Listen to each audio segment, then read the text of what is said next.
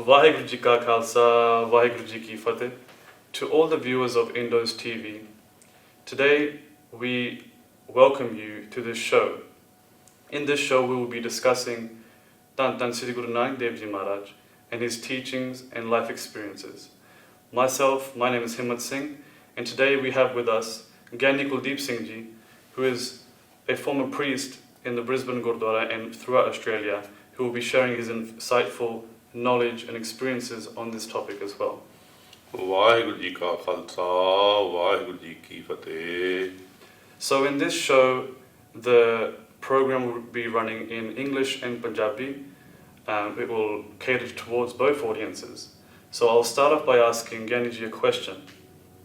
So before Guru Nanak Dev Ji came to this planet, before 1469, what was the dynamic of humanity? मतलब उस वेले हालात किहो ਜਿਹੇ ਸੀਗੇ? ਹਾਂਜੀ, ਥੈਂਕ ਯੂ ਹਿੰਮਤ ਸਿੰਘ ਜੀ.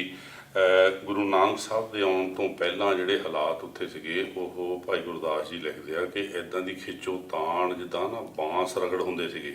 ਇਹ ਇਸ ਮੁਸਲਿਮ ਕਮਿਊਨਿਟੀ ਅਤੇ ਹਿੰਦੂ ਕਮਿਊਨਿਟੀ ਦੇ ਵਿੱਚ ਬਹੁਤ ਟੈਨਸ਼ਨ ਸੀਗੀ. ਖੈ ਜਲਣ ਬਾਂਸ ਅੰਗਿਆਰਾ, ਇਸ ਤਰੀਕੇ ਦੀ ਸ਼ਬਦਾਵਲੀ ਭਾਈ ਗੁਰਦਾਸ ਜੀ ਨੇ ਵਰਤੀ ਆ ਉਸ ਸਮੇਂ ਦੇ ਹਾਲਾਤਾਂ ਅਨੁਸਾਰ. ਅਤੇ ਬਹੁਤ ਕਲਾ ਕਲੇਸ਼, ਬਹੁਤ ਹੀ ਦੁੱਖ ਸੀਗਾ ਸਮਾਜ ਦੇ ਵਿੱਚ, ਅਤੇ ਹਰ ਕੋਈ ਇੱਕ ਦੂਜੇ ਨੂੰ ਨੀਵਾਂ ਦਿਖਾ ਲਿਆ ਸੀਗਾ. ਅਤੇ ਇਸ ਤਰੀਕੇ ਨਾਲ ਉਹ ਹਾਲਾਤ ਬਹੁਤ ਵਿਗੜੇ ਹੋਏ ਸੀਗੇ, ਜਿਸ ਸਮੇਂ ਗੁਰੂ ਸਾਹਿਬ ਨੇ ਆ ਕੇ ਇੱਦਾਂ ਦੇ ਆਪਣੇ ਰੂਹਾਨੀ ਉਪਦੇਸ਼ ਦਿੱਤੇ, ਜਿਨ੍ਹਾਂ ਦੇ ਨਾਲ ਉਸ ਹਾਲਾਤ ਨੂੰ ਗੁਰੂ ਸਾਹਿਬ ਨੇ ਸੁਧਾਰਨੇ ਵਾਸਤੇ ਰੂਹਾਨੀ ਉਪਦੇਸ਼ਾਂ ਦੀ ਵਰਖਾ ਕੀਤੀ, ਜਿਹੜੇ ਸਾਰੇ ਯੂਨੀਵਰਸਲ ਉਪਦੇਸ਼ ਆ, ਸਾਰੀ ਧਰਤੀ ਉੱਤੇ ਲਾਗੂ ਹੁੰਦੇ, ਹਾਲੇ ਵੀ ਲਾਗੂ ਹੋ ਰਹੇ ਆ, ਜਿਹੜਾ ਵੀ ਕੋਈ ਉਹਨੂੰ ਮੰਨਦਾ ਹੈਗਾ. ਜਿਹੜੇ ਤੁਸੀਂ ਨੇ ਇਹਨਾਂ ਉਪਦੇਸ਼ਾਂ ਵਾਲੀ ਗੱਲ ਕੀਤੀ ਹੈ, ਇਹ ਜਿਹੜੇ ਉਪਦੇਸ਼ ਨੇ, these teachings, what were these teachings and how did these teachings help reform humanity at that time? Humanity ਨੂੰ ਤਾਂ ਬਹੁਤ ਉਹਨਾਂ ਦਾ ਅਸਰ, ਜਿਹੜਾ ਉਹਨਾਂ ਦੀਆਂ ਉਪਦੇਸ਼ਾਂ ਦਾ ਅਸਰ ਹੁਣ ਵੀ ਪੈ ਰਿਹਾ, ਅਤੇ ਉਹਨਾਂ ਦੇ ਜੀਵਨ ਦੇ ਸਮੇਂ ਦੇ ਵਿੱਚ ਵੀ ਉਹਨਾਂ ਉਪਦੇਸ਼ਾਂ ਦੇ ਨਾਲ ਸ਼ਾਂਤੀ ਵਰਤੀ. ਅਤੇ ਉਹਨਾਂ ਦੀ ਬਚਪਨ ਤੋਂ ਹੀ ਉਹਨਾਂ ਦਾ ਜਿਹੜਾ ਮੈਸੇਜ ਸੀਗਾ, ਉਹ ਉਹਨਾਂ ਨੇ ਜਿਸ ਤਰੀਕੇ ਨਾਲ ਜਨਮ ਲਿਆ, ਉਹ ਵੀ ਆਪਣੇ ਆਪ ਦੇ ਵਿੱਚ ਇੱਕ ਮਤਲਬ ਵਿਸ਼ੇਸ਼ ਤਰੀਕਾ ਸੀਗਾ. ਕਿਸ ਤਰ੍ਹਾਂ ਦਾਈ ਨੇ ਦੇਖਿਆ ਕਿ ਕਿਸ ਤਰ੍ਹਾਂ ਪ੍ਰਕਾਸ਼ ਹੋ ਜਾਂਦਾ, ਉਹ ਵੱਡੀ ਉਹਨਾਂ ਦੇ ਆਉਣ ਦੀ ਸੀ ਗੱਲ. ਅਤੇ ਉਹ ਦਾਈ ਨੇ ਉਹਦੇ ਚਰਨਾਂ ਨੂੰ ਹੱਥ ਲਾਇਆ ਅਤੇ ਉਹਨੂੰ ਪ੍ਰਕਾਸ਼ ਹੋ ਗਿਆ. ਇੱਦਾਂ ਦੀਆਂ ਉਹਨਾਂ ਦੇ ਜੀਵਨ ਦੇ ਵਿੱਚ ਅਨੇਕ ਚੀਜ਼ਾਂ, ਪਰ ਆਪਾਂ ਗੱਲ ਕਰਨੀ ਆ ਕਿ ਉਹਨਾਂ ਦੇ ਮੈਸੇਜ ਦੇ ਨਾਲ ਕਿ ਬੇਸ਼ੱਕ ਬਚਪਨ ਦੇ ਵਿੱਚ ਕਈ ਕੌਤਕ ਹਨ. ਉਹਨਾਂ ਨੇ ਸਰਪ ਨੇ ਵੀ ਛਾਇਆ ਕੀਤੀ, ਉਹਨਾਂ ਦੇ ਸਿਰ ਦੇ ਉੱਤੇ ਮੱਝਾਂ ਚਾਰਦੇ ਸੀਗੇ, ਅਤੇ ਕਣਕਾਂ ਫਸਲਾਂ ਵੀ ਲੋਕਾਂ ਦੀਆਂ ਖਾ ਲਈਆਂ ਮੱਝਾਂ ਨੇ, ਅਤੇ ਉਹ ਜਦੋਂ ਦੇਖਣ ਗਏ ਤਾਂ ਮੁੜ ਕੇ ਉਂਗਰੀਆਂ ਸੀਆਂ. ਇੱਦਾਂ ਦੀਆਂ ਕਰਾਮਾਤਾਂ ਉਹਨਾਂ ਦੇ ਜੀਵਨ ਦੇ ਸਹਿਜ ਸਵਾਏ ਵਰਤਦੀਆਂ ਸੀਆਂ. ਉੱਧਰਲੇ ਪਾਸੇ ਨਹੀਂ ਆਪਾਂ ਜਾਣਾ, ਪਰ ਉਹਨਾਂ ਤੋਂ ਉਹ ਉਪਦੇਸ਼ ਲੈਣੇ ਆ ਜਿਹਦੇ ਨਾਲ ਸੰਸਾਰ ਦਾ ਭਲਾ ਹੋਇਆ ਅਤੇ ਸੰਸਾਰ ਦੇ ਵਿੱਚ ਸ਼ਾਂਤੀ ਵਰਤੀ. ਇਹਨਾਂ ਉਪਦੇਸ਼ਾਂ ਨੂੰ ਆਪਾਂ ਦੇਖਾਂਗੇ. ਅਤੇ ਇਹ ਸਭ ਤੋਂ ਪਹਿਲਾ ਜਿਹੜਾ ਉਪਦੇਸ਼ ਉਹਨਾਂ ਦਾ ਸੀਗਾ, ਉਹ ਇੱਕ ਦਾ ਉਪਦੇਸ਼ ਸੀਗਾ ਕਿ ਉਹ ਵਾਹਿਗੁਰੂ ਇੱਕ ਹੈ. ਇਹ ਉਪਦੇਸ਼ ਉਹਨਾਂ ਨੇ ਸੁਲਤਾਨਪੁਰ ਲੋਧੀ ਉਹ ਆ ਗਏ ਸੀਗੇ, ਉੱਥੋਂ ਪਹਿਲੇ ਬਚਪਨ ਦਾ ਸਮਾਂ ਹੁੰਦਾ ਰਾਏ ਭੋਏ ਕੀ ਤਲਵੰਡੀ ਦੇ ਵਿੱਚ ਗੁਜ਼ਾਰਿਆ. ਉੱਥੇ ਜੋ ਕੌਤਕ ਕੀਤੇ ਨਨਕਾਣਾ ਸਾਹਿਬ, ਹੁਣ ਸੰਗਤਾਂ ਉੱਥੇ ਪਹੁੰਚ ਰਹੀਆਂ ਹਨ ਦੇਸਾਂ ਪ੍ਰਦੇਸਾਂ ਤੋਂ, ਅਤੇ ਉਹ ਸਾਰੇ ਸੈਲੀਬ੍ਰੇਟ ਕਰ ਰਹੇ ਹਨ ਬੜੇ ਲੈਵਲ 'ਤੇ. ਪਾਕਿਸਤਾਨ ਦੀ ਗੌਰਮੈਂਟ ਨੇ ਵੀ ਬਹੁਤ ਉੱਥੇ ਆਪਣੀ ਇਨਵੈਸਟਮੈਂਟ ਕੀਤੀ ਆ, ਸੰਗਤਾਂ ਵਾਸਤੇ ਸਹੂਲਤਾਂ ਦਿੱਤੀਆਂ ਹਨ, ਅਤੇ ਹੋਰ ਵੀ ਥਾਂ 'ਤੇ ਦਿੱਤੀਆਂ ਹਨ. ਉੱਧਰ ਆਪਾਂ ਬਾਅਦ ਦੇ ਵਿੱਚ ਆਉਂਦੇ ਹਾਂ. ਪਹਿਲਾਂ ਬਚਪਨ ਦਾ ਉਹ ਜਿਹੜਾ ਉਹਨਾਂ ਦਾ, ਹੁਣ ਉੱਥੇ ਪਾਕਿਸਤਾਨ ਦੀ ਗੌਰਮੈਂਟ ਵੱਲੋਂ ਬਾਬਾ ਗੁਰੂ ਨਾਨਕ ਯੂਨੀਵਰਸਿਟੀ ਦਾ ਵੀ ਉੱਥੇ ਹੋ ਰਿਹਾ, ਜਿਹੜੀ ਬਹੁਤ ਵੱਡੀ ਚੀਜ਼ ਹੈਗੀ ਆ, ਕਿਉਂਕਿ ਗੁਰੂ ਨਾਨਕ ਸਾਹਿਬ ਦੀਆਂ ਟੀਚਿੰਗਸ ਦੇ ਨਾਲ ਨਾਲ ਦੁਨਿਆਵੀ ਵਿੱਦਿਆ ਵੀ ਦਿੱਤੀ ਜਾਊਗੀ, ਅਤੇ ਉਹਦੇ ਨਾਲ ਸਾਰੇ ਸੰਸਾਰ ਦੇ ਵਿੱਚ ਉਹਨਾਂ ਦੀ ਜਿਹੜੀ ਮੈਸੇਜ ਹੈਗਾ, ਉਹਦੀ ਵਿਚਾਰ ਕਰਨੇ ਦਾ ਉਹ ਕੇਂਦਰ ਬਣ ਜਾਂਦਾ ਹੈਗਾ. ਵੱਡੀ ਅਚੀਵਮੈਂਟ ਹੈਗੀ ਆ.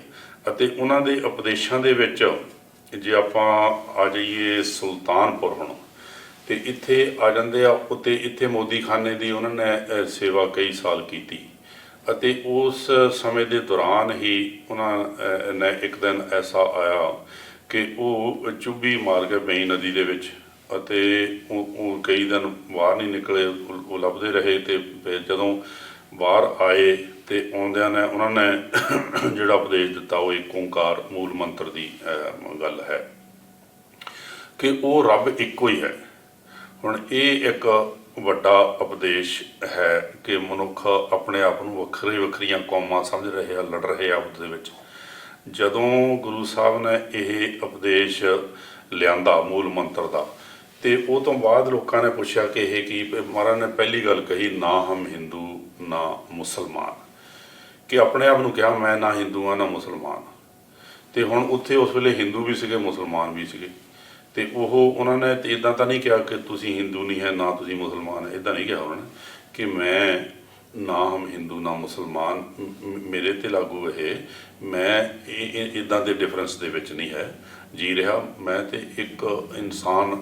ਫਿਰ ਉਹਨਾਂ ਨੂੰ ਪੁੱਛੋ ਕੀ ਹੈਗੇ ਆ ਤੁਸੀਂ, ਤੇ ਉਹ ਆਪ ਹੀ ਕਹਿੰਦੇ ਆ, ਨਾ ਹਮ ਉੱਤਮ ਨੀਚ ਨਾ ਮੱਧਮ ਹਰ ਸਰਨਾਗਤ ਹਰ ਕੇ ਲੋਕ, ਕਿ ਨਾ ਮੈਂ ਕਿਸੇ ਤੋਂ ਵਧੀਆ ਆ ਨਾ ਕਿਸੇ ਤੋਂ ਮੈਂ ਨੀਵਾਂ, ਨਾ ਹਮ ਉੱਤਮ ਨੀਚ ਵੀ ਨਹੀਂ ਹੈ ਨਾ ਮੱਧਮ, ਨਾ ਮੀਡੀਅਮ ਵੀ ਨਹੀਂ ਹੈ, ਬਰਾਬਰ ਦਾ ਜੇ ਕੋਈ ਕਹੇ ਬਰਾਬਰ ਦਾ ਵੀ ਨਹੀਂ ਹੈ, ਹਰ ਸਰਨਾਗਤ ਜਿੱਦਾਂ ਦਾ ਰੱਬ ਨੇ ਮੈਨੂੰ ਬਣਾਇਆ ਮੈਂ ਉੱਦਾਂ ਦਾ ਇਨਸਾਨ ਆ, ਕੋਈ ਕੰਪੈਰੀਸਨ ਦੀ ਗੱਲ ਹੀ ਨਹੀਂ ਹੈ। ਮਤਲਬ ਗੁਰੂ ਨਾਨਕ ਦੇਵ ਜੀ ਜਦੋਂ when he came out of the river he said I'm neither of this group neither of this group, ਪਰ ਉਹਨਾਂ ਨੇ ਇਹ ਨਹੀਂ ਕਿਹਾ ਮੈਂ ਇਸ ਗਰੁੱਪ ਦਾ ਹਾਂ, ਉਹ ਇਹਨਾਂ ਧੜਿਆਂ ਤੋਂ ਉੱਪਰ ਆ ਗਏ ਸੀ ਨਾ, ਧੜਿਆਂ ਤੋਂ ਉੱਪਰ ਆ। ਹਾਂ, so he wasn't neither, he didn't say he was a Sikh, he was saying ਮੈਂ ਕੇਵਲ ਇੱਕ ਦਾ ਪੁਜਾਰੀ ਹਾਂ, ਮੈਂ ਸਿਰਫ ਇੱਕ ਅਕਾਲ ਪੁਰਖ ਦਾ ਪੁਜਾਰੀ ਹਾਂ। ਉਹਦਾ ਮੂਲ ਮੰਤਰ 'ਚ ਉਹਨਾਂ ਨੇ ਦੱਸਤਾ ਕਿ ਇੱਕ ਓਂਕਾਰ, ਉਹ ਇੱਕ ਹੈ। ਓਂਕਾਰ ਤਾਂ ਪਹਿਲਾਂ ਵੀ ਸੀਗੇ ਮੰਨਦੇ ਆ, ਹਿੰਦੂ ਧਰਮ ਮੰਨ ਰਿਹਾ, ਜੈਨੀਜ਼ ਮੰਨ ਰਿਹਾ, ਬੁੱਧਿਸਟ ਸਾਰੇ ਓਂਕਾਰ ਨੂੰ ਤਾਂ ਮੰਨਦੇ ਆ, ਪਰ ਇੱਕ ਓਂਕਾਰ ਦੀ ਜਿਹੜੀ ਗੱਲ ਹੈ ਗੁਰੂ ਨਾਨਕ ਸਾਹਿਬ ਨੇ ਸ਼ੁਰੂ ਕੀਤੀ ਜੀ, ਉਹ ਇੱਕ ਹੈ ਅਤੇ ਉਸ ਇੱਕ ਦੇ ਨਾਲ ਹੀ ਸਾਰਾ ਪਸਾਰਾ ਜੁੜਿਆ ਹੋਇਆ ਹੈ। ਜਿਤਨੇ ਵੀ ਇਹ ਬ੍ਰਹਿਮੰਡ ਹਨ, ਜਿਤਨਾ ਵੀ ਪਸਾਰਾ ਹੈ ਫਿਜ਼ੀਕਲ ਐਂਡ ਨੋਨ ਫਿਜ਼ੀਕਲ, ਸਾਰੇ ਦਾ ਸਾਰਾ ਪਸਾਰਾ ਉਹ ਇੱਕ ਦੇ ਵਿੱਚ ਹੀ ਆ, ਉਹ ਤੋਂ ਬਾਹਰ ਕੁਝ ਵੀ ਨਹੀਂ ਹੈ। ਅਤੇ ਜਿਹੜੇ ਇਨਸਾਨ ਹੈਗੇ ਇਹ ਤਾਂ ਹੈ ਹੀ ਇੱਕ, ਮਾਨਸ ਦੀ ਜਾਤ ਤਾਂ ਸਿਰਫ ਇੱਕੋ ਹੀ ਹੈ। ਇਹ ਤਾਂ ਆਪਣੇ ਵਿੱਚ ਵੰਡੀਆਂ ਪਾਉਣੇ ਦੀ ਇਹਨਾਂ ਦੀ ਸਿਰਫ ਆਪਣੀ ਕਾਮਕਲੀ ਹੈਗੀ ਆ, ਜਾਂ ਇਹਨਾਂ ਨੂੰ ਕਹੋ ਕਿ ਆਪਣੀ ਹਉਮੈ ਹੈਗੀ ਆ ਇਹਨਾਂ ਦੀ, ਕਿ ਆਪਣੇ ਗਰੁੱਪ ਦੀ ਆਇਡੈਂਟੀਫਿਕੇਸ਼ਨ ਦੇ ਵਿੱਚ ਆ ਜਾਂਦੇ ਆ, ਪਰ ਉਹਦੀ ਲੋੜ ਕੋਈ ਨਹੀਂ ਹੈ ਕਿਉਂਕਿ ਸਭ ਇੱਕੋ ਹੀ ਹੈ ਜੀ। ਇਹ ਗੱਲ ਬੜੀ ਹੈ। ਹੁਣ ਮੈਨੂੰ ਕਿਸੇ ਨੇ ਪੁੱਛਿਆ ਕਿ ਤੇਰੀ what is your race, ਮੈਂ ਕਿਹਾ I belong to human race। ਉਹ ਕਹਿੰਦੇ I don't, I'm asking that, ਮੈਂ ਕਿਹਾ what do you mean, you want some subhuman race that I belong to, I don't belong to any subhuman race, I only belong to human race।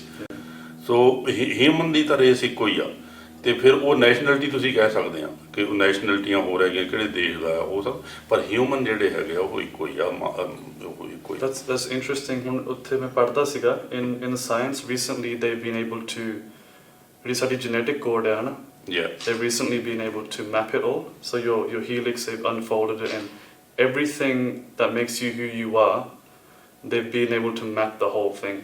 ਤਾਂ ਕਹਿੰਦੇ ਜਿਹੜੀ ਸਾਡੀ DNA ਆ ਨਾ, ਜਿੰਨੇ ਵੀ human beings ਨੇ 99.99% ਇੱਦਾਂ ਕੁਛ ਸਾਰਿਆਂ ਦੀ ਸੇਮ ਆ, it's all exactly the same. ਜਿਹੜੀ ਉਹ 0.001% ਆ, ਉਸ ਵਿੱਚ ਸਾਡਾ ਰੂਪ, ਰੰਗ, ਰੇਖ, ਅਰਪੇਖ, ਇਹ ਚੀਜ਼ਾਂ ਆ ਉਸ ਨਿੱਕੀ ਜਿਹੀ ਚੀਜ਼ 'ਚ।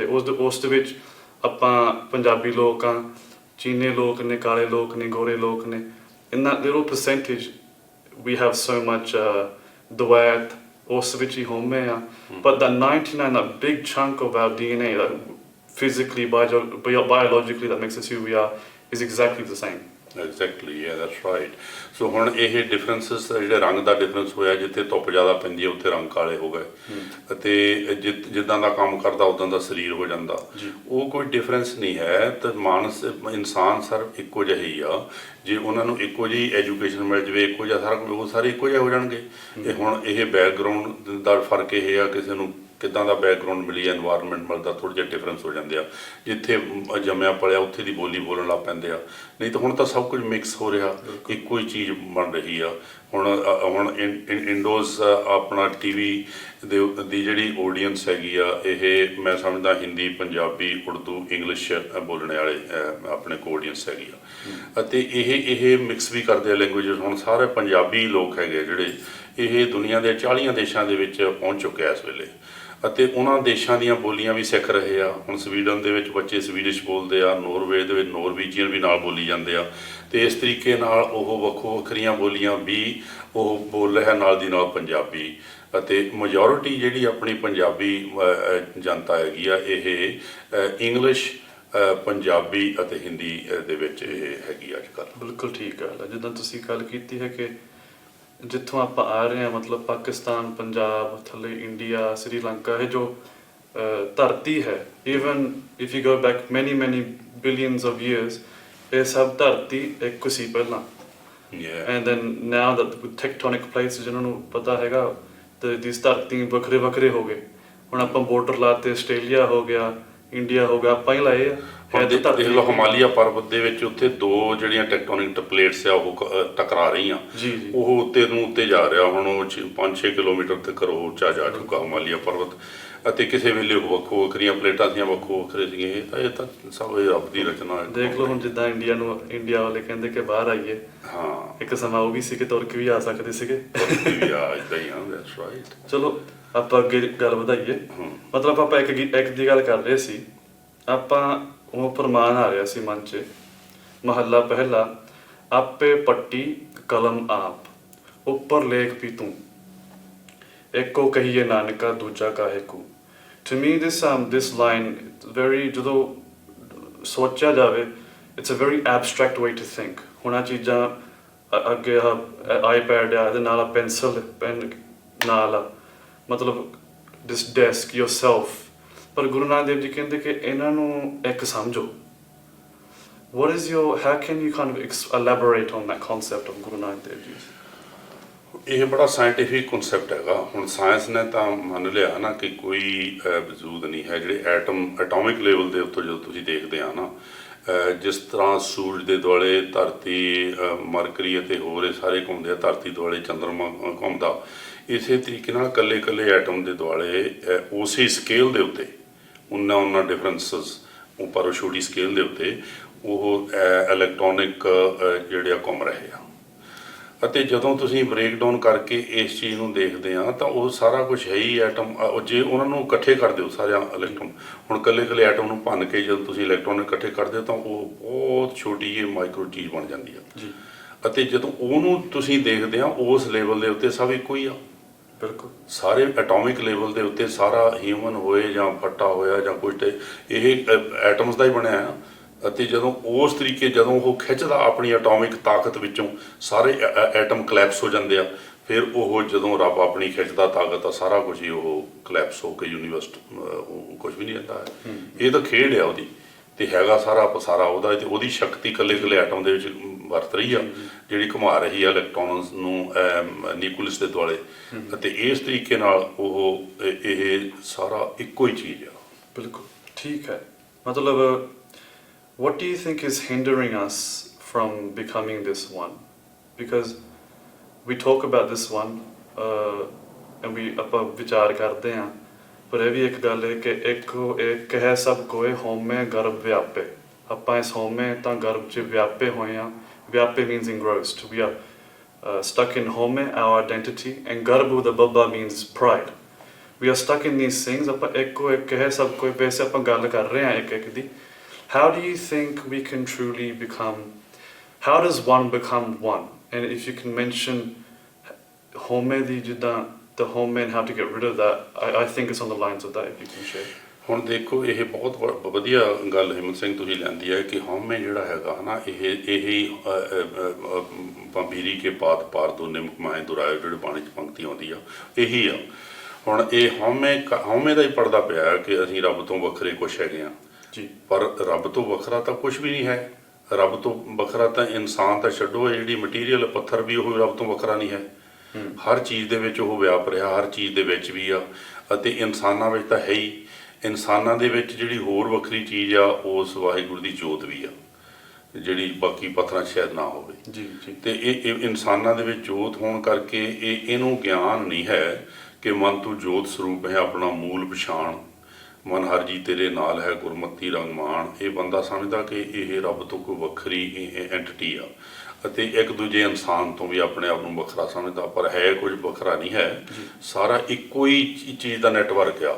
ਹੁਣ ਇੱਕ ਬੰਦਾ ਗਲਤੀ ਕੋਈ ਕਰੇ ਤਾਂ ਉਹ ਸਾਰਿਆਂ ਦੇ ਉੱਤੇ ਅਸਰ ਪੈਂਦਾ ਉਹਦਾ ਥੋੜ੍ਹਾ ਥੋੜ੍ਹਾ, ਕਿਉਂਕਿ ਨੈਟਵਰਕ ਦਾ ਸਾਰਾ ਕੁਛ ਜੁੜੇ ਹੋਏ ਅਸੀਂ ਕਿਸੇ ਨਾ ਕਿਸੇ ਚੀਜ਼ ਦੇ ਨਾਲ।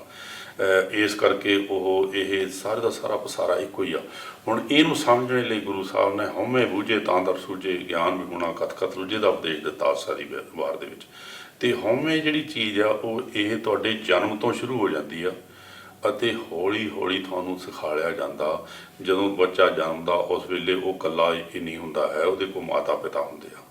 ਮਾਤਾ ਪਿਤਾ ਹੀ ਇਕੱਲੇ ਨਹੀਂ ਹੁੰਦੇ ਹੈ, ਉਹਦੇ ਕੋਲ ਤਾਏ ਚਾਚੇ ਵੀ ਹੁੰਦੇ ਆ, ਮਾਮੇ ਮਾਮੀਆਂ ਹੁੰਦੀਆਂ, ਦਾਦਾ ਦਾਦੀ ਹੁੰਦੇ ਆ, ਨਾਨੇ ਨਾਨੀਆਂ, ਉਹ ਪਰਿਵਾਰ ਦਾ ਪਰਿਵਾਰ ਹੁੰਦਾ ਉਹਨੂੰ ਦੱਸਣ ਲਈ ਕਿ ਇਹ ਸਾਡਾ ਬੱਚਾ ਜਨਮਿਆ। ਇਹ ਉਹਨੂੰ ਆਇਡੈਂਟੀਟੀ ਉਹਨੂੰ ਮਿਲਦੀ ਆ ਕਿ ਮੈਂ ਕਿਸ ਪਰਿਵਾਰ ਦੇ ਵਿੱਚ ਜਨਮਿਆ। ਹੌਲੀ ਹੌਲੀ ਉਹ ਦੱਸਦੇ ਆ ਤੂੰ ਇਸ ਖਾਨਦਾਨ ਦਾ ਬੱਚਾ ਆ।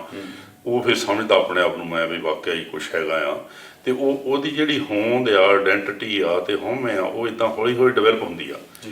ਫਿਰ ਉਹ ਆਪਣੇ ਆਪ ਨੂੰ ਆਇਡੈਂਟੀਫਾਈ ਕਰਨ ਲੱਗ ਪੈਂਦਾ ਉਹਨਾਂ ਦੇ ਨਾਲ, ਉਹਨਾਂ ਦੇ ਸੁਭਾਅ ਦੇ ਨਾਲ, ਉਹਨਾਂ ਦੇ ਗੁਣਾਂ ਦੇ ਨਾਲ। ਇਸ ਤਰੀਕੇ ਨਾਲ ਡਿਵੈਲਪ ਹੁੰਦਾ ਉਹ।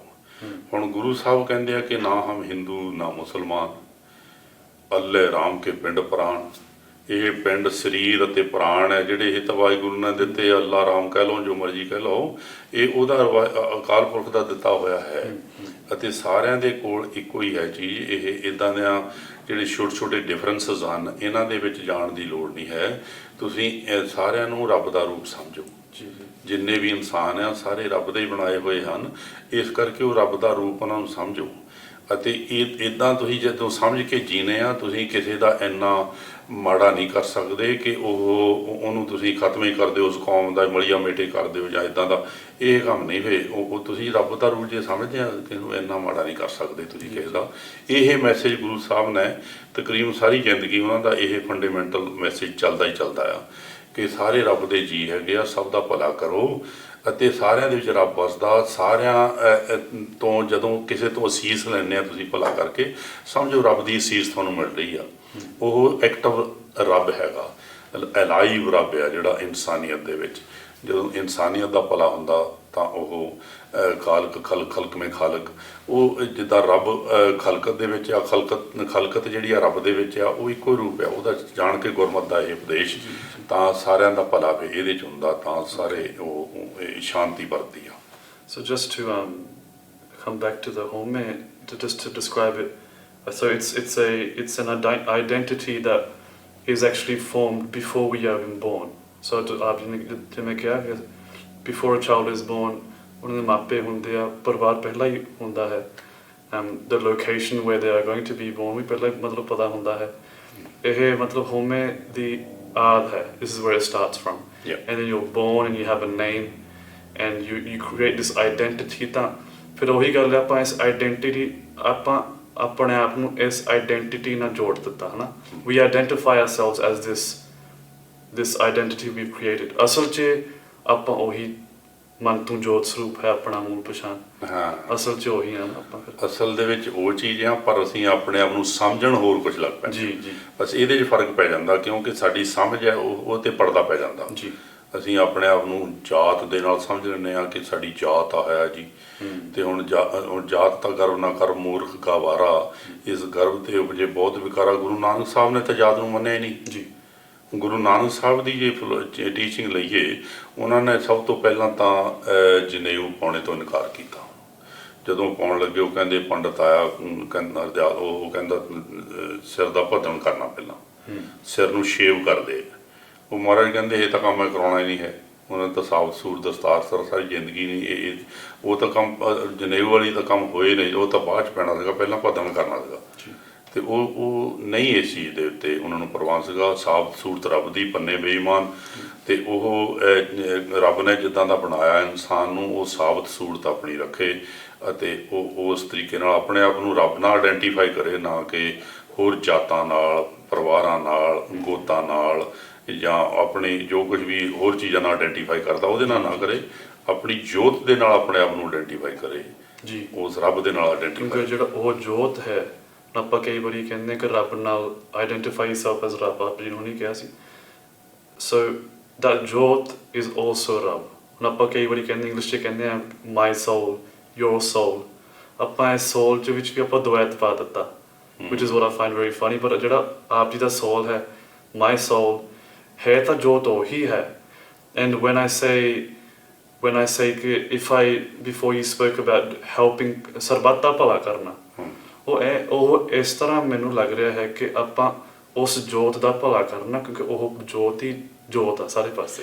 ਤੇ ਇਸੇ ਚੀਜ਼ ਦੇ ਉੱਤੇ ਮੈਂ ਗੁਰੂ ਨਾਨਕ ਸਾਹਿਬ ਦਾ ਹੋਰ ਜਿਹੜਾ ਉਪਦੇਸ਼ ਹੈਗਾ, ਸਾਬਤ ਸੂਰਤ ਰੱਬ ਦੀ ਜਿਹੜੀ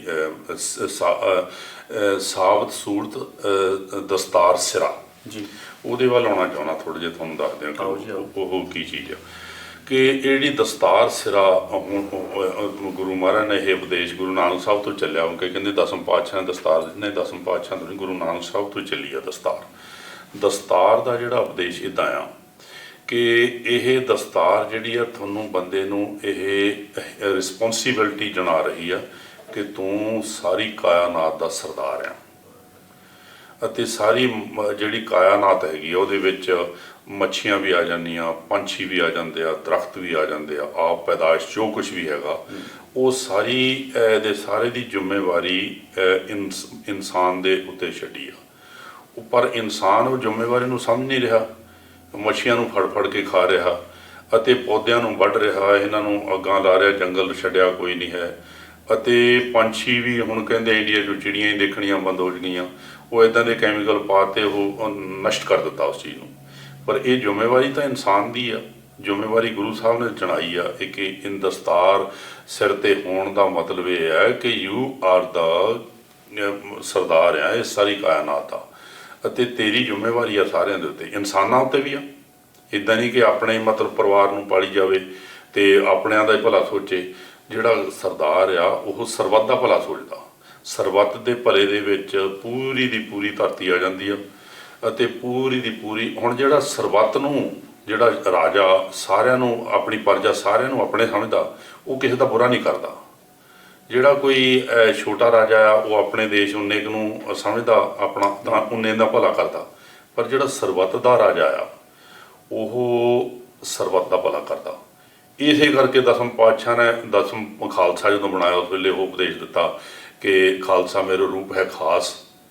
ਉਹ ਆਪਣਾ ਖਾਸ ਰੂਪ ਦਸਮ ਪਾਤਸ਼ਾਹ ਨੇ ਇਸੇ ਕਰਕੇ ਦਿੱਤਾ ਕਿ ਇਹ ਆਪਣੀ ਜਿਹੜੀ ਜ਼ਿੰਮੇਵਾਰੀ ਆ ਪੂਰੇ ਸਰਬੱਤ ਦੇ ਭਲੇ ਦੀ, ਪੂਰੀ ਖਲਕਤ ਦੀ, ਪੂਰੇ ਪਸ਼ੂਆਂ ਜਾਨਵਰਾਂ ਪੰਛੀਆਂ ਦੀ ਜ਼ਿੰਮੇਵਾਰੀ ਸਮਝੇ, ਅਤੇ ਇਨਸਾਨੀਅਤ ਦੀ ਵੀ ਜ਼ਿੰਮੇਵਾਰੀ ਇਹ ਚੱਕੇ, ਅਤੇ ਕਿਸੇ ਦਾ ਬੁਰਾ ਕਰਨੇ ਦੀ ਨਾ ਇਹ ਸੋਚੇ ਕਦੇ ਵੀ, ਇਹ ਸਰਬੱਤ ਦਾ ਭਲਾ ਕਰਨੇ ਦੀ ਵਾਸਤੇ ਫੁੱਲੀ ਐਕਟਿਵ ਰਹੇ, ਸਦਾ ਹੀ ਇਹ ਤਿਆਰ ਰਹੇ ਕਿ ਭਲਾ ਕਿੱਦਾਂ ਹੋਊਗਾ ਇਸ ਇਨਸਾਨੀਅਤ ਦਾ ਸਭ ਦਾ. ਸੋ ਇਹ ਸਭ ਚੀਜ਼ਾਂ ਇਹ ਇੱਕ ਦੇ ਨਜ਼ਰੀਆਂ ਰਾਹੀਂ ਹੁੰਦੀਆਂ. ਸੋ of the lens of the concept of ਇੱਕ, these actions are done via them, not as individuality. ਹਾਂ, ਜਦੋਂ ਤੁਸੀਂ ਇਕਾਈ ਵਿੱਚ ਦੇਖਦੇ ਆ ਨਾ, ਇੱਕ ਦੀ ਸਾਰੀ ਜਿੰਨੀ ਕਾਇਨਾਤ ਹੈ ਉਹ ਇੱਕ ਤੋਂ ਬਣੀ ਆ, ਇੱਕ ਓਂਕਾਰ. ਜਿੱਦਾਂ ਨਾ ਇੱਕ ਓਂਕਾਰ ਦੀ ਜਿਹੜੀ ਵਿਆਖਿਆ ਉਹ ਮੂਲ ਮੰਤਰ ਕਰਦਾ, ਅਤੇ ਉਹਦੇ ਵਿੱਚ ਸਤਨਾਮ ਕਰਤਾ ਪੁਰਖ, ਉਹਦਾ ਨਾਮ ਸੱਚਾਈ ਹੈ, ਅਤੇ ਉਹ ਸਾਰੇ ਪਸਾਰੇ ਦਾ ਕਰਤਾ ਹੈ. ਨਿਰਭਉ, ਡਰਦਾ ਨਹੀਂ ਹੈ ਕਿਸੇ ਤੋਂ. ਨਿਰਵੈਰ ਹੈ, ਉਹ ਕਿਸੇ ਨਾਲ ਦੁਸ਼ਮਣੀ ਵੀ ਨਹੀਂ, ਆਪਣੇ ਆ ਸਾਰੇ, ਉਹਦੀ ਦੁਸ਼ਮਣੀ ਕਿਸੇ ਨਾਲ ਨਹੀਂ. ਅਕਾਲ ਮੂਰਤ, ਉਹ ਸਮੇਂ ਦੇ ਵਿੱਚ ਨਹੀਂ ਆਉਂਦਾ ਹੈ, ਉਹ ਸਾਰੇ ਦਾ ਸਾਰਾ ਪਸਾਰਾ ਉਹਦੇ ਵਿੱਚ ਰਮਿਆ ਹੋਇਆ ਹੈ, ਬਲਿਹਾਰੀ ਕੁਦਰਤ ਵਸਿਆ. ਅਜੂਨੀ ਜੂਨਾਂ 'ਚ ਨਹੀਂ ਆਉਂਦਾ. ਸੈਵੰਗ, ਆਪਣੇ ਆਪ ਤੋਂ ਹੀ ਉਹਨੂੰ ਪੈਦਾ ਕੀਤਾ, ਆਪਣੇ ਆਪ ਨੂੰ, ਹੋਰ ਕਿਸੇ ਨੇ ਉਹਨੂੰ ਜਨਮ ਦਿੱਤਾ. ਐਡੇ ਵੱਡੇ ਪਸਾਰੇ ਨੂੰ, ਐਡੇ ਕੋਟ ਬ੍ਰਹਿਮੰਡ ਦੇ ਵਿੱਚ ਉਹਦਾ ਪਸਾਰਾ ਹੈ, ਅਤੇ ਉਹ ਸਾਰੇ ਨੂੰ ਉਹ ਆਪ ਹੀ ਆ ਉਹਦੇ ਵਿੱਚ, ਉਹਦੀ ਆਪਣਾ ਹੀ ਉਹ ਸਰੀਰ ਹੈ. ਅਤੇ ਸੈਵੰ ਗੁਰ ਪ੍ਰਸਾਦ, ਉਸ ਰੱਬ ਦੇ ਨਾਲ ਜੁੜਨਾ ਗੁਰ ਪ੍ਰਸਾਦ ਰਾਹੀਂ. ਹੁਣ ਇਹ ਏਕ ਓਂਕਾਰ ਦੀ ਵਿਆਖਿਆ ਮੂਲ ਮੰਤਰ ਕਰਦਾ, ਮੂਲ ਮੰਤਰ ਦੀ ਵਿਆਖਿਆ ਜਪਜੀ ਸਾਹਿਬ ਕਰ ਰਿਹਾ, ਪੂਰੇ ਦਾ ਪੂਰਾ ਉਹਦੇ 'ਚ 4 ਡਿਟੇਲ ਦਿੱਤੇ ਆ. ਪੂਰੇ ਜਪਜੀ ਸਾਹਿਬ ਦੀ ਵਿਆਖਿਆ ਪੂਰਾ ਗੁਰੂ ਗ੍ਰੰਥ ਸਾਹਿਬ ਕਰ ਰਿਹਾ. ਇਸ ਤਰੀਕੇ ਨਾਲ ਇਸ ਚੀਜ਼ ਨੂੰ ਸਮਝਣਾ ਚਾਹੀਦਾ. ਤਾਂ ਇੱਕ ਦੀ ਗੱਲ ਇੱਕ ਦੇ ਨਾਲ ਜੁੜ ਜਾਂਦੀ ਹੈ, ਫਿਰ ਜਾ ਕੇ ਇੱਕ ਦੇ ਵਿੱਚੋਂ ਚੱਲਦੀ ਹੈ, ਇੱਕ ਦੇ ਨਾਲ ਹੀ ਜੋੜਦੀ ਹੈ. Because as you said, ਜਿਹੜਾ ਮੂਲ ਮੰਤਰ ਹੈ is the definition of Akal Purakh, ਆਪਾਂ ਕਹਿ ਸਕਦੇ ਹਾਂ. But it's also the definition of the jyot inside us, ਹੈ ਨਾ. ਤਾਂ if the definition of who we really are is a juni, ਫਿਰ ਤਾਂ ਉਹੀ ਗੱਲ ਹੋ ਗਈ, ਜੇ ਆਪਾਂ ਜੂਨੀ ਆ, ਅਸਲ 'ਚ ਆਪਾਂ ਜੂਨੀ ਆ, then we can't be this body. This body is not us. ਇਹ ਬੋਡੀ ਤਾਂ ਟੈਂਪਰੇਰੀ ਰੈਜ਼ੀਡੈਂਸ ਹੈ ਆਪਣਾ, ਅਤੇ ਜਿਹੜੀ ਅਸਲ ਸਾਡੀ ਹੋਂਦ ਆ ਉਹ ਰੱਬ ਆਪ ਹੀ ਹੈ ਜਿਹੜਾ ਸਾਡੇ ਵਿੱਚ ਵਸਿਆ ਹੈ, ਜੋਤ ਬਣ ਕੇ ਜਾਂ ਆਤਮਾ ਬਣ ਕੇ। ਅਤੇ ਉਹ ਰੱਬ ਦੀ ਆਪਣੀ ਅਸਲੀਅਤ ਤਾਂ ਉਹ ਸਾਡੇ ਅੰਦਰ ਹੀ ਆ, ਪਰ ਅਸੀਂ ਉਹਦੇ ਨਾਲ ਆਇਡੈਂਟੀਫਾਈ ਨਹੀਂ ਕਰ ਰਹੇ। ਉਹ ਨਾ ਆਇਡੈਂਟੀਫਾਈ ਕਰਨ ਦੇ ਕਰਕੇ ਹੀ ਇਹ ਭੁਲੇਖੇ ਸਾਨੂੰ ਪੈ ਜਾਂਦੇ ਆ ਕਿ ਅਸੀਂ ਹੋਰ ਕੁਛ ਹਾਂ। ਜਦੋਂ ਉਸ ਇੱਕ ਦੇ ਨਾਲ ਅਸੀਂ ਆਪਣੇ ਆਪ ਨੂੰ ਜੋੜੀਏ ਜਾਂ ਜੁੜੀਏ, ਸਿਮਰਨ ਦੇ ਨਾਲ ਜੁੜੀਏ, ਤਾਂ ਅਸੀਂ ਉਹਦੇ ਵਿੱਚ ਸ਼ਾਂਤੀ ਆ, ਉਹਦੇ ਵਿੱਚ ਸਹਿਜ ਆ, ਉਸ ਕਦੇ ਵੀ ਉਹ ਡੋਲਦਾ ਨਹੀਂ ਹੈ। ਤੇ ਇਸ ਤਰੀਕੇ ਨਾ ਤੁਮ ਡੋਲੋ ਨਾ ਹਮ ਗਿਰਤੇ, ਬਾਣੀ ਜੀ ਵਾਰ-ਵਾਰ ਕਿ ਉਹ ਜਿਹੜੀ ਸਾਡੇ ਅੰਦਰ ਚੀਜ਼ ਹੈਗੀ ਆ ਰੱਬ ਦੀ, ਜੇ ਉਹਦੇ ਨਾਲ ਅਸੀਂ ਜੁੜੀਏ ਅੰਦਰੋਂ, ਤਾਂ ਉਹ ਕਦੇ ਡੋਲਣੇ ਵਾਲੀ ਨਹੀਂ, ਉਹ ਘਬਰਾਉਣੇ ਵਾਲੀ ਚੀਜ਼ ਨਹੀਂ ਹੈ। ਬੰਦਾ ਘਬਰਾ ਜਾਂਦਾ, ਮਨ ਘਬਰਾ ਜਾਂਦਾ, ਆਤਮਾ ਨਹੀਂ ਘਬਰਾਉਂਦੀ ਕਦੇ। ਇੱਦਾਂ ਹੈ। ਠੀਕ ਹੈ, ਆਪਾਂ ਗੱਲ ਅੱਗੇ ਕਰੀਏ।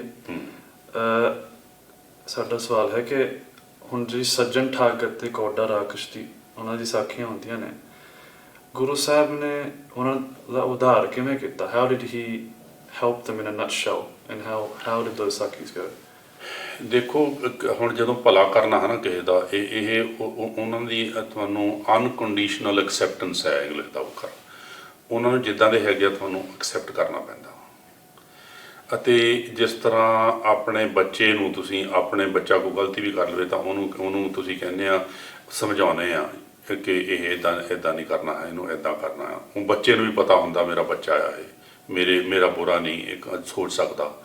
ਅਤੇ ਇਸੇ ਤਰੀਕੇ ਨਾਲ ਜਦੋਂ ਉਹ ਗੁਰੂ ਸਾਹਿਬ ਐਕਸੈਪਟ ਕਰ ਲੈਂਦੇ ਆ ਸੱਜਣ ਠੱਗ ਨੂੰ, ਕੋਡੇ ਰਕਸ਼ ਵਰਗਿਆਂ ਨੂੰ, ਅਤੇ ਉਹਨਾਂ ਦੇ ਵਿੱਚੋਂ ਉਹਨਾਂ ਨੂੰ ਗਿਆਨ ਦਿੰਦੇ ਆ ਕਿ ਆਹ ਜਿਹੜੇ ਇੱਦਾਂ ਦੇ ਨਾ ਪਾਪ ਕਰਕੇ, ਇਹਦੇ ਨਾਲ ਇਹ ਜਿਨ੍ਹਾਂ ਤੇ ਪਾਪ ਕੀਤੇ ਆ ਉਹਨਾਂ ਨੇ ਤੈਨੂੰ ਵਾਪਸ ਆਉਣਾ, ਜੋ ਕੀਤਾ ਤਾਂ ਉਹਦਾ ਤੈਨੂੰ ਕਰਨਾ ਲੇਖਾ ਦੇਣਾ ਪੈਣਾ। ਸੱਜਣ ਸਹੀ ਨਾਲ ਮੈਂ ਚੱਲਦਿਆਂ ਨਾਲ ਚੱਲਣ, ਗੁਰੂ ਸਾਹਿਬ ਨੇ ਜਿਹੜਾ ਉਪਦੇਸ਼ ਦਿੱਤਾ ਸੱਜਣ ਠੱਗ ਨੂੰ, ਕਿ ਉਹੀ ਸੱਜਣ ਹੁੰਦੇ ਆ ਜਿਹੜੇ ਨਾਲ ਚੱਲਦਿਆਂ ਦੇ ਨਾਲ ਚੱਲਣ। ਜਦੋਂ ਪੂਰੇ ਦਾ ਪੂਰਾ ਸ਼ਬਦ ਗੁਰੂ ਸਾਹਿਬ ਨੇ ਪੜ੍ਹਿਆ ਤੇ ਸੱਜਣ ਠੱਗ ਨੂੰ ਦਿਸ ਪਿਆ ਕਿ ਜਿੰਨਿਆਂ ਨੂੰ ਉਹਨੂੰ ਕਤਲ ਕੀਤਾ, ਮਾਰਿਆ, ਉਹਨਾਂ ਦੀਆਂ ਰੂਹਾਂ ਉਹਨੂੰ ਘਬਰਾ ਰਹੀਆਂ, ਉਹਨਾਂ ਨੂੰ ਡਰਾ ਰਹੀਆਂ, ਅਤੇ ਉਹ ਬਹੁਤ ਡਰ ਗਿਆ। ਉਹਨੂੰ ਗਿਆਨ ਹੋ ਗਿਆ, ਸੋਝੀ ਪੈ ਗਈ ਕਿ ਮੇਰੇ ਜਿਹੜੇ ਕੁਕਰਮ ਕੀਤੇ ਆ ਇਹਨਾਂ ਦਾ ਲੇਖਾ ਮੇਰੇ ਤੋਂ ਦੇ ਨਹੀਂ ਹੋਣਾ। ਅਤੇ ਹੁਣ ਗੁਰੂ ਸਾਹਿਬ ਦੇ ਚਰਨ ਫੜ ਲੈ ਕਿ ਕਿਸੇ ਤਰੀਕੇ ਨਾਲ ਬਖਸ਼ੋ ਹੁਣ ਮੈਨੂੰ, ਮੇਰੇ ਤੋਂ ਇਹ ਬਹੁਤ ਪਾਪ ਹੋ ਗਿਆ।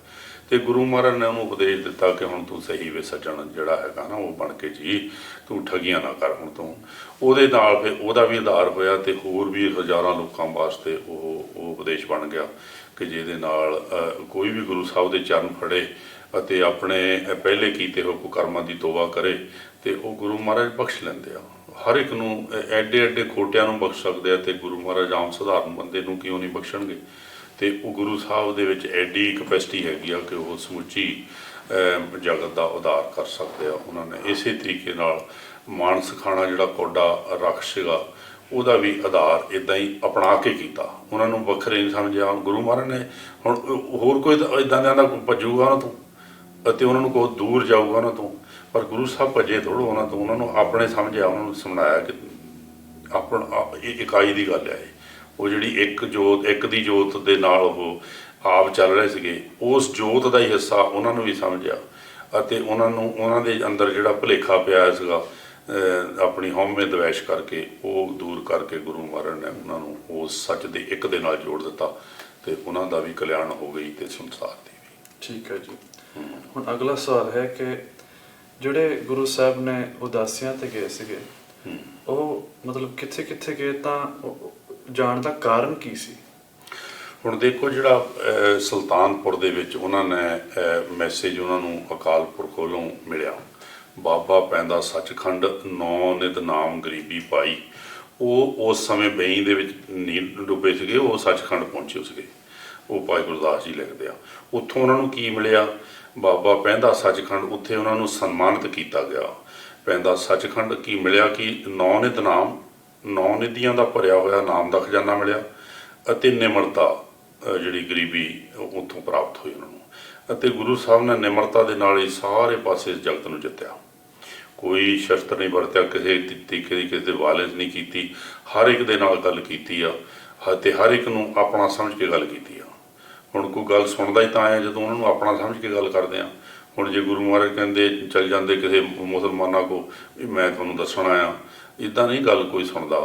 ਗੁਰੂ ਸਾਹਿਬ ਨੇ ਜੇ ਹੁਣ ਹਾਜੀ ਨੇ ਗੁਰੂ ਮੱਕੇ ਗਿਆਂ ਦੀ ਕਹੀ ਆ ਕਿ ਤੁਸੀਂ ਕਾਬੇ ਨੂੰ ਪੈਰ ਕਰਕੇ ਪਏ ਆ, ਤੇ ਮਹਾਰਾਜ ਨੇ ਕਿਹਾ ਜਿੱਧਰ ਤੁਹਾਨੂੰ ਲੱਗਦਾ ਨਹੀਂ ਹੈ ਰੱਬ ਤਾਂ ਉੱਧਰ ਤੂੰ ਪੈਰ ਕਰਦੇ। ਅਤੇ ਜਦੋਂ ਉਹਨੂੰ ਫੜ ਕੇ ਗੁਰੂ ਸਾਹਿਬ ਦੇ ਲੱਤਾਂ ਤੋਂ ਘੁਮਾਇਆ ਤਾਂ ਉਹਨੂੰ ਦਿਸਿਆ ਕਿ ਕਾਬਾ ਜਿੱਧਰ ਪੈਰ ਕੀਤੇ ਉੱਧਰ ਵੀ ਹੈਗਾ, ਤੇ ਉਹਨੂੰ ਗਿਆਨ ਹੋ ਗਿਆ ਕਿ ਚਾਰੇ ਪਾਸੇ ਰੱਬ ਹੈਗਾ ਨਾ। ਇਸ ਤਰੀਕੇ ਨਾਲ ਉਹਨੂੰ ਇਹ ਗੁਰੂ ਮਹਾਰਾਜ ਨੇ ਕਿਸੇ ਦੇ ਉੱਤੇ ਧੱਕਾ ਨਹੀਂ ਕੀਤਾ, ਉਹਨਾਂ ਦੇ ਗਿਆਨ ਇਨਲਾਈਟਨਮੈਂਟ ਕਰ ਦਿੱਤੀ ਕਿ ਦੇਖ ਲਓ ਕਿ ਰੱਬ ਤਾਂ ਚਾਰੇ ਪਾਸੇ, ਇਕੱਲਾ ਮੱਕੇ ਦੇ ਵਿੱਚ ਹੀ ਨਹੀਂ ਹੈ, ਰੱਬ ਤਾਂ ਚਾਰੇ ਪਾਸੇ ਹੈਗਾ।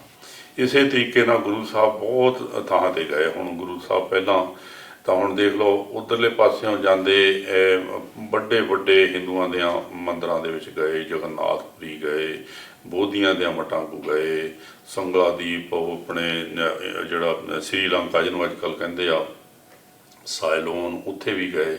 ਉੱਥੇ ਦਾ ਰਾਜਾ ਜਿਹੜਾ ਸੀਗਾ ਉਹ ਸਿੱਖ ਬਣਿਆ ਭਾਈ ਮਨਸੁਖ ਦੇ ਰਾਹੀਂ, ਤੇ ਉਹਨੂੰ ਦਰਸ਼ਨ ਦੇਣ ਗਏ। ਵੱਡੇ ਵੱਡੇ ਇਤਿਹਾਸ ਹੈਗੇ ਆ ਜਿਹੜੇ ਮਤਲਬ ਦੱਸੇ ਜਾਂ ਮੈਂ ਡੂੰਘਾ ਇਤਿਹਾਸ ਦੇ ਵਿੱਚ ਨਹੀਂ ਜਾਣਾ ਫਿਰ, ਕਿਉਂਕਿ ਗੱਲ ਲੰਬੀ ਹੋ ਜਾਂਦੀ ਆ।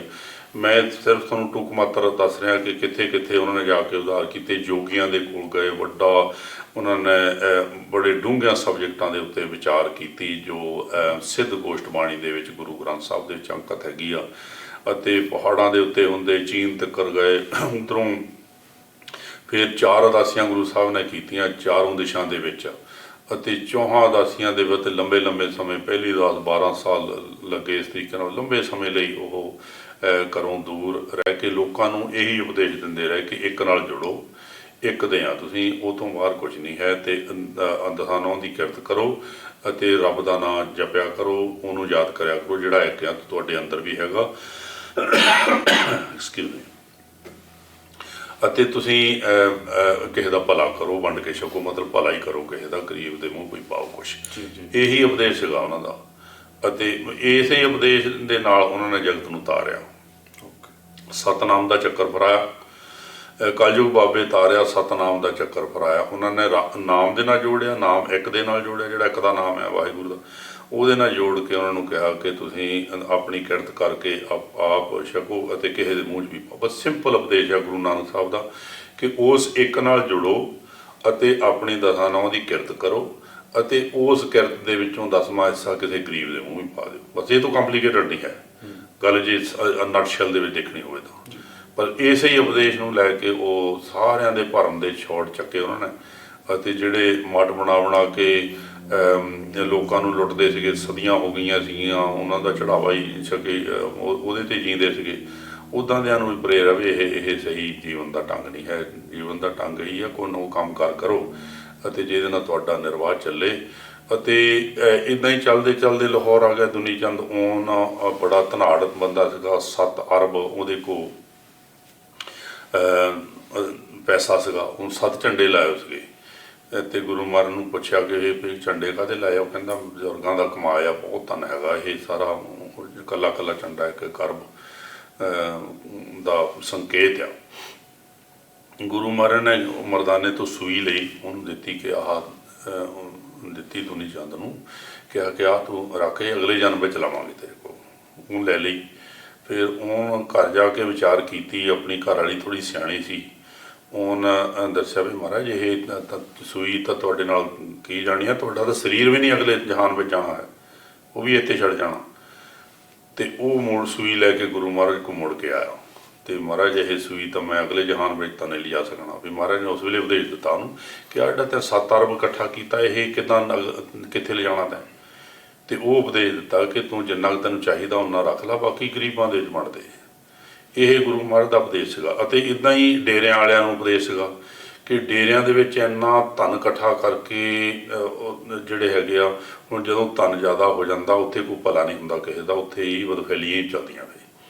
ਇੱਦਾਂ ਦੇ ਕੰਮ ਛੱਡ ਕੇ ਤਾਂ ਦਸਾਂ ਨਹੁੰ ਦੀ ਕਿਰਤ ਵਾਲੇ ਮਾਰਗ 'ਤੇ ਆਓ ਅਤੇ ਦਸਾਂ ਨਹੁੰ ਦੀ ਕਿਰਤ ਕਰਕੇ ਆਪ ਛਕੋ, ਅਤੇ ਉਹਦੇ ਵਿੱਚੋਂ ਕੁਛ ਹਿੱਸਾ ਗਰੀਬ ਦੇ ਮੂੰਹ ਵੀ ਪਾਈ ਚਲੋ। ਬਸ ਇੰਨੇ ਨਾਲ ਹੀ ਤੁਹਾਡੀ ਕਲਿਆਣ ਹੋ ਜੂਗੀ। ਬੜਾ ਧਨ ਇਕੱਠਾ ਕਰਨਾ ਜਿਹੜਾ ਹੈਗਾ ਉਹ ਗੁਰਮਤ ਦਾ, ਗੁਰੂ ਦਾ ਉਪਦੇਸ਼ ਨਹੀਂ ਹੈ। ਆਈ ਚਲਾਈ ਤੁਹਾਡੀ ਚੱਲੇ, ਕਿਰਤ ਕਰੀ ਚਲੋ, ਨਾਲੇ ਤੰਦਰੁਸਤ ਰਹੋਗੇ, ਨਾਲੇ ਤੁਸੀਂ ਖਰਚਾ ਪਾਣੀ ਚੱਲੀ ਜਾਊਗਾ। ਠੀਕ ਹੈ ਜੀ। ਹੁਣ ਮੈਨੂੰ ਲੱਗਦਾ ਹੈ ਕਿ Guru Nanak Dev ji throughout his whole life Hindu ਧਰਮ ਦੇ ਅਤੇ ਇਸਲਾਮ ਦੇ ਧਰਮ ਦੇ ਦੋਨੇ ਜਿਹੜੇ ਸੀਗੇ ਇਹ ਗੁਰੂ ਨਾਨਕ ਦੇਵ ਜੀ ਨੂੰ ਆਪਣਾ ਬਣਾਉਣਾ ਚਾਹੁੰਦੇ ਸੀਗੇ।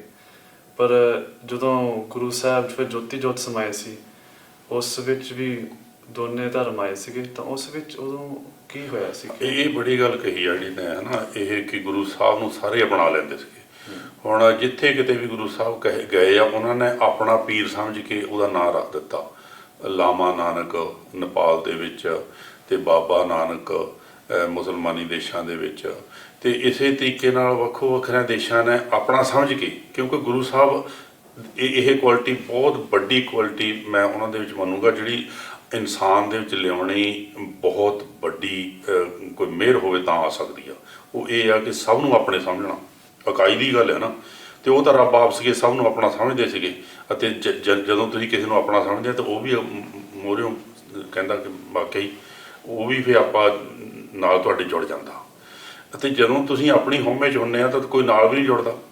ਇਹੀ ਕਾਰਨ ਸੀਗਾ ਕਿ ਸਾਰਿਆਂ ਨੇ ਗੁਰੂ ਸਾਹਿਬ ਨੂੰ ਆਪਣਾ ਹੀ ਸਮਝਿਆ।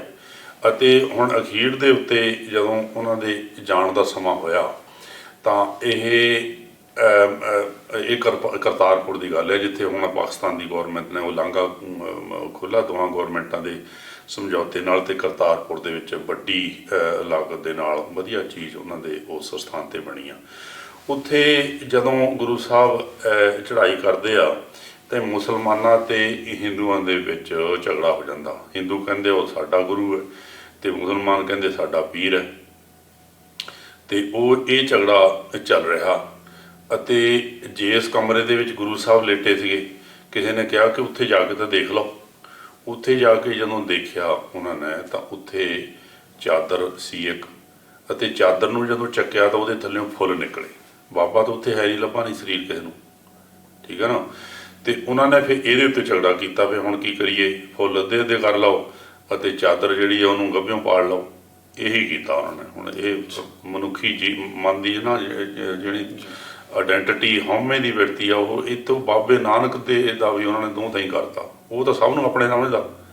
ਅਤੇ ਜਿਹੜੇ ਸਿੱਖ ਹੈਗੇ ਆ ਇਹ ਆਪੋ ਆਪਣੀ ਜਥੇਬੰਦੀਆਂ, ਆਪੋ ਆਪਣੀਆਂ ਧੜੇਬੰਦੀਆਂ, ਆਪੋ ਆਪਣੇ ਧਰਮ, ਆਪੋ ਆਪਣੀਆਂ ਨਸਲਾਂ ਦੇ ਵਿੱਚੋਂ ਨਿਕਲੇ ਨਹੀਂ, ਜਾਤਾਂ 'ਚੋਂ ਨਹੀਂ ਨਿਕਲੇ ਹੈ। ਤੇ ਇਹ ਵੱਡਾ ਉਪਦੇਸ਼ ਉਹਨਾਂ ਦੇ ਜਾਣ ਲੱਗੇ ਦੇ ਗਏ ਕਿ ਮੈਂ ਤਾਂ ਤੁਹਾਨੂੰ ਸਭ ਨੂੰ ਇੱਕ ਸਮਝਦਾ ਸੀਗਾ, ਪਰ ਇਹਨਾਂ ਨੇ ਮਰਜ਼ੀ ਕੀਤੀ। ਹਿੰਦੂਆਂ ਨੇ ਆਪਣਾ ਕਬਰ ਬਣਾ ਲਈ, ਉਹਦੇ ਵਿੱਚ ਉਹ ਜਿਹੜਾ ਚਾਦਰ ਅੱਧੀ ਦੱਬਤੀ, ਤੇ ਮੁਸਲਮਾਨਾਂ ਨੇ ਆਪਣੀ ਬਣਾ ਕੇ ਕਬਰ, ਤੇ ਇਸ ਤਰੀਕੇ ਨਾਲ ਕਰਾਈਮੇਟ ਕਰਕੇ ਉਹਨਾਂ ਨੇ ਦੋ ਬਣਾ ਲਏ। ਹੁਣ ਦੋ ਬਣ ਗਏ। ਇੱਕ ਤਾਂ ਮੁਸਲਮਾਨੀ ਤਰੀਕੇ ਦਾ ਮਕਬਰਾ ਬਣ ਗਿਆ, ਇੱਕ ਹਿੰਦੂ ਸਟਾਈਲ ਦੀ ਉਹ ਬਣ ਗਈ ਜਗ੍ਹਾ। ਅਤੇ ਕੁਝ ਸਮਾਂ ਬਾਅਦ ਉੱਥੇ ਰਾਵੀ ਉਹਦੇ ਵਿੱਚ ਹੜ੍ਹ ਆਇਆ, ਉਹ ਦੋਵਾਂ ਨੂੰ ਹੜਾ ਕੇ ਲੈ ਗਿਆ। ਤੇ ਭਾਈ ਆਪਣੇ ਸੰਤੋਖ ਸੂਰਜ ਪ੍ਰਕਾਸ਼ ਵੀ ਲਿਖਦੇ ਆ ਕਿ ਬਾਬਾ ਗੜੀ ਨਾ ਮੋੜ ਗੁਰੰਗਤ ਕੇ ਹੀ ਮੋ। ਉਹ ਉਸ ਵੇਲੇ ਤੇ ਕਰਨਾ ਮੜੀ ਵਿੱਚ ਸੀਗਾ ਨਾ ਗੌਰ ਵਿੱਚ ਸੀਗਾ, ਤੇ ਉਹ ਤਾਂ ਸੀਗਾ ਗੁਰੂ ਅੰਗਦ ਦੇ ਹਿਰਦੇ 'ਚ ਵਸ ਚੁੱਕਾ ਸੀਗਾ ਜਾ ਕੇ। ਤੇ ਇਸ ਤਰੀਕੇ ਨਾਲ ਉਹਨਾਂ ਨੇ ਇਹ ਉਪਦੇਸ਼ ਦੇ ਕੇ ਸਿੱਖ ਧਰਮ ਦੀ ਜਿਹੜੀ ਸੀ ਬੁਨਿਆਦ ਰੱਖੀ ਹੈ। Thank you very much Giani ji. ਆਪਾਂ ਇਸ ਦੇ ਨਾਲ ਹੀ ਸਮਾਪਤੀ ਕਰਦੇ ਹਾਂ। Thank you to all the viewers for listening to us. ਫਤਿਹ ਪ੍ਰਵਾਨ ਕਰਿਓ ਜੀ। ਵਾਹਿਗੁਰੂ ਜੀ ਕਾ ਖਾਲਸਾ, ਵਾਹਿਗੁਰੂ ਜੀ ਕੀ ਫਤਿਹ।